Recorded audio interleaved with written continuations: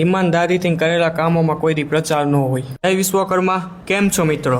9 વાગે ઉઠીને નાસ્તો કરીને હું નીકળી ગયો શોપ તરફ. પણ રસ્તામાં ગોપાલ ફરસાનમાં એક મુલાકાત. ગરમ વસ્તુ બનવી અને એનો સ્વાદ અદ્ભુત હોય છે. થોડોક નાસ્તો લઈને શોપ તરફ નીકળી ગયા. સાચી નિષ્ઠાથી કામ અને મહેનત કરો તો લોકો સામેથી આવે છે. દુકાનમાં કસ્ટમર્સ એ જ ભગવાન. ક્યારેક નાનો બિઝનેસ હતો, સમય સાથે મોટો થઈ ગયો. લોકોનો પ્રેમ અને ચાહના વધારે છે. દરેક વસ્તુમાં મહેનત કરવી પડે, જીમ હોય કે બિઝનેસ. ત્યારબાદ 12 વાગ્યા એટલે ખાખીની ચા યાદ આવી. ચા એ જીવદોરી જેવું કામ કરે છે.